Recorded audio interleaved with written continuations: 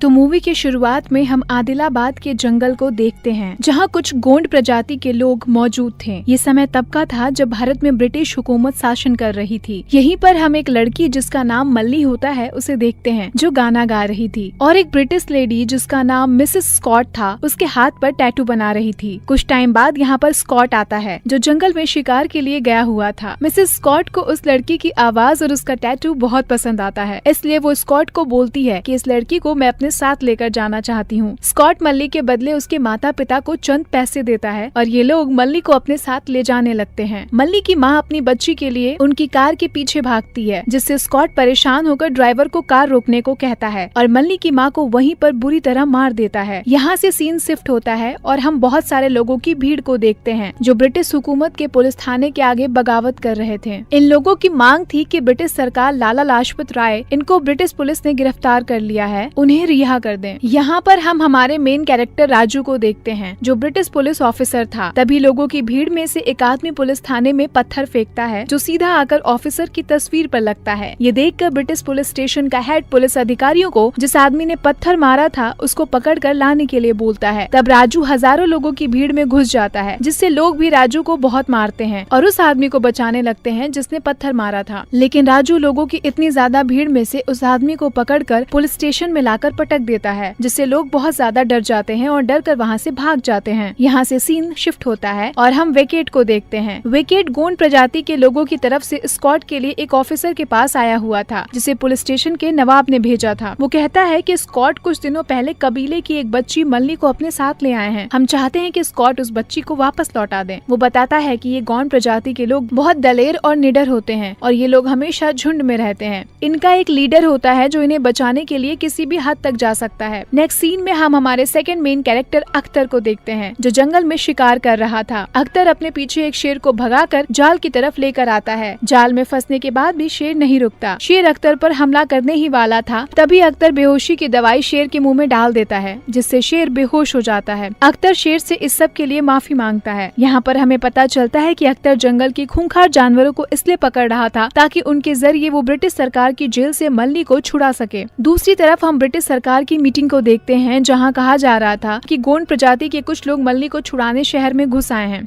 लेकिन in British लोगों के पास गोंड प्रजाति के लोगों का कोई भी रिकॉर्ड मौजूद नहीं था, इसलिए उन्हें ढूंढना थोड़ा मुश्किल था। तब मिसेस स्कॉट कहती हैं कि जो भी गोंड प्रजाति के लोगों को जो शहर में घुस आए हैं उन्हें जिंदा पकड़ेगा, उसकी पोस्ट एक रैंक ऊपर कर दी जाएगी। ये सुनकर राजू आगे आता है और कहता है कि मैडम, मैं गोंड प्रजाति के लोगों को ढूंढूंगा। अब राजू प्लान बनाता है कि अगर उन्हें ढूंढना है तो उन्हीं के साथ मिलकर उनके बारे में जानना होगा। राजू अब जितने भी क्रांतिकारी दल थे उन्हें ढूंढने लगता है। एक क्रांतिकारी दल में आने के बाद राजू कहता है, हमें इतना ज्यादा सोचना नहीं चाहिए और सीधा स्कॉट को मार देना चाहिए। क्रांतिकारी लोगों को उसकी बातें अच्छी नहीं लगती। तभी वहाँ एक आदमी लच्छू आता है, जो राजू से कहता है कि क्या सच में ऐसा किया जा सकता है? मैं और मेरे भाई यहाँ आए हैं, क्या आप मेरी मदद करेंगे? राजू इसके लिए हाँ कह देता है। लच्छू राजू को अख्तर के पास लेकर जाने लगता है, लेकिन रास्ते में राजू को एक पुलिस वाला देखते ही सलाम कर देता है। ये देखकर लच्छू समझ जाता है कि राजू भी एक पुलिस वाला है। लच्छू वहाँ से भाग जाता है। राजू लच्छू के पीछे भागता है, लेकिन लच्छू एकदम से गायब ही हो जाता है। अब लच्छू राजू के पास आकर उसे सब कुछ बता देता है। वहीं जब एक लड़का मछली पकड़ रहा था, तभी उसके ऊपर एक ऑयल ट्रेन ब्लास्ट हो जाती है और वो लड़का पानी में गिर जाता है और वहीं पर फंस जाता है। अख्तर और राजू दोनों ही इस बच्चे को बचाना चाहते थे, इसलिए राजू एक घोड़े पर और अख्तर एक बाइक पर बैठकर एक साथ कूदते हैं और उस लड़के को पानी से बाहर निकाल लाते हैं। यहाँ से ये दोनों पहली बार मिलते हैं और यहाँ से धीरे धीरे इनकी दोस्ती बहुत ज्यादा बढ़ जाती है। एक दिन राजू एक लड़की जेनिफर को देखता है। दरअसल ये लड़की स्कॉट की भतीजी थी। जेनिफर अख्तर को बहुत पसंद आती है, लेकिन वो उससे बात करने से डर रहा था, इसलिए राजू जेनिफर की कार के नीचे किले डालकर उसे पंचर कर देता है और जेनिफर को अख्तर के साथ बाइक पर भेज देता है। जेनिफर जब कुछ खरीद रही थी तो वो वहाँ मल्ली का नाम लेती है और कहती है कि उसे मल्ली के लिए चूड़ियाँ खरीदनी है। तब अख्तर उसे खुद मल्ली के लिए एक चूड़ी बनाकर देता है। जब जेनिफर जाने लगती है तब वो अख्तर को अपने महल में होने वाली पार्टी के लिए इनवाइट करती है। नेक्स्ट डे राजू और अख्तर सज धज के पार्टी में जाते हैं, जहाँ जेनिफर और अख्तर एक साथ डांस भी करते हैं। अब जेनिफर अख्तर को अपने घर कॉफी के लिए लेकर जाती है। अख्तर को उस चूड़ी वाले से पता चल गया था कि मल्ली इसी महल में है, इसलिए वो महल में मल्ली को ढूंढ लेता है। मल्ली अख्तर के साथ जाने के लिए कहती है, लेकिन अख्तर उसे बोलता है कि वो उसे अभी अपने साथ लेकर नहीं जा सकता। वहीं राजू लच्छू को ढूंढ लेता है और उसे बहुत मारता है। राजू लच्छू से पूछता है कि तेरे साथी कहाँ पर हैं, लेकिन लच्छू राजू को कुछ भी नहीं बताता। जाता। जब राजू इधर उधर होता है तब लच्छू एक सांप को पकड़ लेता है और जैसे ही राजू लच्छू के पास जाता है तो लच्छू उसी सांप को राजू पर छोड़ देता है और सांप राजू को काट लेता है। लच्छू कहता है कि इस सांप के जहर का इलाज किसी भी ब्रिटिश के पास नहीं है, इसलिए तुम 1 घंटे के अंदर मर जाओगे। उसके बाद इसी हालत में राजू अख्तर के पास जाता है। अख्तर जल्दी से इस जहर का इलाज करता है और राजू को रूम में लेकर जाता है, जहाँ वो उसे बताता है कि उसका नाम अख्तर नहीं बल्कि भीम है। वो गोंड प्रजाति का लीडर है और वो यहाँ मल्ली को बचाने के लिए आया है। ये कहकर अख्तर वहाँ से चला जाता है। अब यहाँ से हम अख्तर को भीम कहेंगे। नेक्स्ट डे राजू इस बात को लेकर बहुत ज्यादा दुखी था। रात को जब स्कॉट के घर पार्टी चल रही थी तब भीम अपने साथियों के साथ आकर सभी पकड़े हुए खूंखार जानवरों को ब्रिटिश लोगों पर छोड़ देता है। तब भीम को जेनिफर मिलती है। वो जेनिफर को कार में बिठाकर वहाँ से भेज देता है।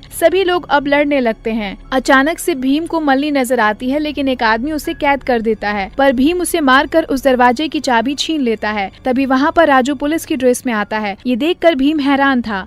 भीम राजू को अपनी मदद के लिए कहता है, लेकिन राजू उसे गिरफ्तार करने लगता है। भीम इसके लिए नहीं मानता तो राजू उसे मारने लगता है। इसी बीच भीम से वो चाबी एक नाले में जाकर गिर जाती है। अब भीम गुस्से में आकर राजू से लड़ने लगता है। तभी राजू पर एक शेर हमला कर देता है और इसी बीच भीम मल्ली को बचाने निकल जाता है। तभी फिर से वहाँ राजू आकर उसे पकड़ लेता है, पर इस लड़ाई में भीम राजू के सीने में खंजर डाल देता है। ये सब होने के बाद भी राजू नहीं मानता और भीम को छत से लटका देता है। राजू भीम से कहता है कि भीम, अगर तुम मल्ली को जिंदा देखना चाहते हो तो रुक जाओ, वरन सकाट मल्ली को गोली मार देगा। यहाँ से सीन शिफ्ट होता है और हम राजू का बचपन देखते हैं, जहाँ राजू के डैड सभी सैनिकों से कहते हैं कि ये एक गोली कितनी महंगी है। ये मुझे उस दिन समझ आया था जिस दिन गाँव के सरपंच ने ब्रिटिश का अपमान किया था और ये गोली महंगी थी, इसलिए उस सरपंच को ब्रिटिश लोगों ने एक हथौड़े से मार डाला था। इसलिए तुम लोग इस गोली का इस्तेमाल तभी कर पाओगे जब तुम इसे सही से चलाना सीखोगे। यहाँ पर राजू के बचपन का नाम रामा था, इसलिए अब उसे रामा कहेंगे। एक दिन रामा के पिता को पता चलता है कि रामा ने छुपकर असली गोली चलाई है। इस बात को लेकर वो रामा पर बहुत ज्यादा गुस्सा होते हैं। तब रामा की बहन कहती है कि भाई बहुत अच्छा निशाना लगाते हैं। जब रामा के पिता उसका निशाना देखते हैं तो वो बहुत ही ज्यादा खुश होते हैं। एक दिन इनके कबीले पर ब्रिटिश हमला कर देते हैं। इसी बीच रामा के पिता को गोली लग जाती है। रामा के पिता कहते हैं कि गाँव वाले फंसे हुए हैं, इसलिए पहले सभी गाँव वालों को बाहर निकालना होगा। जब सभी वहाँ से निकलने लगते हैं तो रामा के भाई को एक गोली लग जाती है। ये देखकर रामा की माँ दौड़ कर आती है और उसे भी ब्रिटिश गोली मार देते हैं। तब रामा गन उठाता है और ब्रिटिश लोगों को भगा देता है। यहाँ से सीन दोबारा प्रेजेंट में आ जाता है और अब हम देखते हैं कि भीम को फांसी के लिए सभी के सामने लाया जाता है, जहाँ राजू भीम को घुटनों पर बिठाकर स्कॉट से माफी मांगने के लिए कहता है, लेकिन भीम ऐसा बिल्कुल भी नहीं करता। मिसेस स्कॉट राजू को एक चाबुक देती हैं जिसमें बहुत सारी कीलें लगी हुई थी। अब राजू भीम को मारने लगता है। तब भीम एक गाना गाने लगता है। इस गाने को सुनकर वहाँ खड़े लोगों में देशभक्ति जाग जाती है और सभी लोग ब्रिटिश सिपाहियों पर हमला कर देते हैं। लोगों की भीड़ आउट ऑफ कंट्रोल होने की वजह से भीम को तुरंत वहाँ से लेकर जाना पड़ता है। रात को राजू को अपने पिता की कही बात याद आती है कि तुम्हारे पास एक बंदूक थी और तुमने ब्रिटिश लोगों को भगा दिया था। अगर सभी के हाथों में ये होती तो ये सब देश छोड़कर भाग जाते हैं। अब राजू ने तय कर लिया था कि वो अब भीम की मदद करेगा। अगले दिन राजू स्कॉट से कहता है कि अगर भीम को लोगों के सामने मारा तो वो भी सभी के लिए एक प्रेरणा का पुतला बन जाएगा, इसलिए हमें उसे कहीं और जाकर मारना होगा। रात को राजू सभी हथियारों की नली को तोड़ देता है। अगले दिन जब ये भीम को मारने के लिए जाते हैं तब राजू स्कॉट से हाथ मिलाता है, जिसकी वजह से स्कॉट के हाथ में बारूद लग जाता है और उसे राजू पर शक हो जाता है। रास्ते में जाते वक्त राजू स्कॉट पर एक पेड़ गिरा देता है, लेकिन स्कॉट बच जाता है और राजू पर गोली चला देता है। राजू के साथ मल्ली भी मौजूद थी, इसलिए ये दोनों ही नीचे गिर जाते हैं। अब राजू और मल्ली वहाँ से भागने लगते। अब भीम भी छूटकर ब्रिटिश लोगों को मारने लगता है। भागते हुए राजू को भी गोली लग जाती है। इधर मल्ली दौड़कर भीम के पास आती है। तब एक ब्रिटिश भीम पर गोली चलाने वाला था, पर राजू उसे बचा लेता है। लेकिन भीम को लगता है कि राजू मल्ली को मारने वाला था, इसलिए भीम राजू को वहीं छोड़कर वहाँ से भाग जाता है। उधर राजू वापस से सभी ब्रिटिश सिपाहियों को रोककर भीम की वहाँ से भागने में मदद करता है। राजू को अब पकड़ लिया गया था, इसलिए उसे बंदी बनाकर कैद कर लिया जाता है। दूसरी साइड हम भीम को मल्ली और उसके कुछ लोगों के साथ छिपे हुए देखते हैं, जहाँ फिर से ब्रिटिश के कुछ सिपाही उन्हें ढूंढते हुए वहाँ से आ जाते हैं। यहाँ पर सीता नाम की लड़की थी जो ब्रिटिश सिपाहियों से बोलती है कि यहाँ चेचक बीमारी फैली हुई है। इतना सुनते ही सभी सिपाही वहाँ से तुरंत चले जाते हैं, क्योंकि उन्हें डर था कि कहीं ये बीमारी हमें न लग जाए। भीम सीता से पूछता है कि आपने मेरी मदद क्यों की? तब वो कहती है कि मैं जरूरतमंदों की मदद करना अपना धर्म समझती हूँ। वो कहती है कि मैं राजू की मंगेतर हूँ और वो ब्रिटिश ऑफिसर हैं, लेकिन वो ये सब अपने लोगों के लिए ही कर रहे हैं। उनके पिता ने कहा था कि अपने लोगों को आजाद करने के लिए तुम्हें इन लोगों के साथ भी अगर मिलना पड़े तो तुम पीछे मत हटना और सही मौका देखकर ब्रिटिश लोगों की नस्ल को ही खत्म कर देना। राजू ने उनके एक दोस्त की मदद की, लेकिन इसी बीच उन्हें पकड़ लिया गया। अब 2 दिनों बाद उन्हें फांसी होने वाली है। ये सुनकर भीम खुद पर बहुत ज्यादा शर्मिंदा होता है और राजू को वापस लाने के लिए कसम खाता है। रात में भीम सभी ब्रिटिश सिपाहियों से बचकर राजू को अपने कंधों पर बिठाकर बाहर निकाल लेता है। जंगल में भीम राजू के जख्मों पर जड़ी बूटी लगाता है और राजू को भगवान राम के कपड़े पहना देता है। जब भीम पानी पीने लगता है तो एक ब्रिटिश सिपाही उसे मारने ही वाला था, लेकिन तभी राजू वहां आकर तीर चलाने लगता है। वो तीर में आग लगाकर सभी लोगों को मारने लगता है। ये फाइट कितनी जबरदस्त है ये आपको मूवी देखकर पता चलेगा। अब ये दोनों स्कॉट को मारने के लिए महल की ओर बढ़ते हैं। भीम अपनी बाइक को उड़ाकर स्कॉट के आलीशान महल पर फेंक देता है और राजू उस बाइक पर आग वाला तीर चला देता है, जिसकी वजह से स्कॉट के महल में आग लग जाती है। स्कॉट के महल में बहुत सारा बारूद पड़ा हुआ था